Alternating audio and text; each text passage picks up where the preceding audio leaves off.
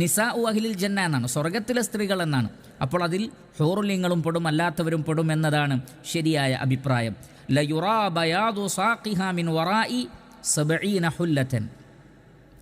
ഈ 70 വസ്ത്രങ്ങൾ അവർ ധരിച്ചിട്ടുണ്ടാകും. അത് കഴിഞ്ഞ ക്ലാസ്സിൽ സ്വർഗത്തിലെ വസ്ത്രത്തെക്കുറിച്ച് പറഞ്ഞിടത്ത് നമ്മൾ പറഞ്ഞു, ഹൂറുൽ ഐങ്ങളിൽപ്പെട്ട ഒരു സ്ത്രീ, അതല്ലെങ്കിൽ സ്വർഗത്തിലൊരു സ്ത്രീ 70ഓളം വസ്ത്രങ്ങൾ തന്നെ അവരുടെ ശരീരത്തിലുണ്ടാവും, വ്യത്യസ്തമായ സൗന്ദര്യം പ്രകടിപ്പിക്കുന്ന രൂപത്തിലുള്ള വസ്ത്രങ്ങൾ.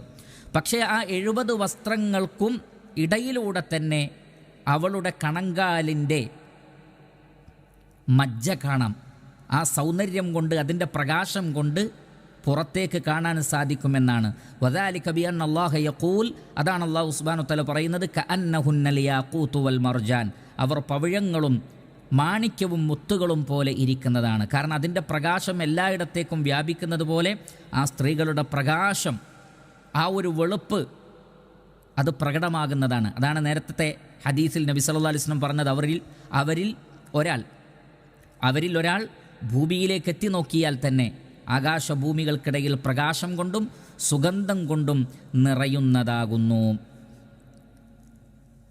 അതേപോലെ തന്നെ അവരുടെ സ്വഭാവപരമായ വൈശിഷ്ട്യങ്ങളെ സംബന്ധിച്ച് പരിശുദ്ധ ഖുർആനിൽ അല്ലാഹു സുബ്ഹാനഹു വ തആല നമുക്ക് വിശദീകരിച്ച് തരുന്നുണ്ട്. സൂറത്തുൽ ബഖറയിലെ 25-ാമത്തെ ആയത്തിൽ അല്ലാഹു സുബ്ഹാനഹു വ തആല പറയുന്നത്, വലഹും ഫീഹാ അസ്വാജുൻ മുതഹറത്തുൻ വഹും ഫീഹാ ഖാലിദുൻ.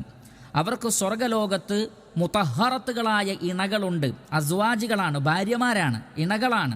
കാരണം ഇവരൊക്കെ അള്ളാഹു അവർക്ക് വിവാഹം കഴിച്ചു കൊടുക്കുകയാണ്. അത് പ്രത്യേകം നോട്ട് ചെയ്യണം. വലഹും ഫീഹ അസ്വാജുൻ മുതഹറത്തുൻ, പരിശുദ്ധരാക്കപ്പെട്ട ഇണകളായിരിക്കും അവർക്കുണ്ടാവുക. വഹും ഫീഹ ഖാലിദുൻ, അവർ അവിടെ നിത്യവാസികളായിരിക്കും. എന്താണ് ഈ പരിശുദ്ധരാക്കപ്പെട്ട ഇണകൾ എന്നതുകൊണ്ട് ഉദ്ദേശിക്കുന്നത്? ബാഹ്യമായും ആന്തരികമായും, അഥവാ മാനസികമായും ശാരീരികമായും അവർ പരിശുദ്ധരായിരിക്കും. എങ്ങനെയൊക്കെയാണത് നമുക്ക് നോക്കാം. ഇമാം ഇബ്നു ജരീർ അത്ത്-തബരി റഹ്മത്തുള്ളാഹി അലൈഹി അദ്ദേഹത്തിൻ്റെ തഫ്സീറിൽ മുജാഹിദ് റളിയല്ലാഹു അൻഹുവിൽ നിന്ന് ഉദ്ധരിച്ചുകൊണ്ട് പറയുന്നു, വലഹും ഫീഹ അസ്വാജുൻ മുതഹറ ഐ മുതഹറത്തുൻ മിനൽ ഹൈദ്, അവർക്ക് ഹൈദ് ഉണ്ടാവുകയില്ല. ഹൈദ് അഥവാ ആർത്തവം, മെൻസസ് ഉണ്ടാവുകയില്ല. വൽ ഗായിത്തി വൽ ബൗലി, അവർ മൂത്രിക്കുകയോ കാഷ്ടിക്കുകയോ ചെയ്യുകയില്ല. മൊത്തത്തിൽ സ്വർഗത്തിൽ അതില്ല. അതേപോലെ തന്നെ വൻ നിഹാം, കഫമുണ്ടാവും.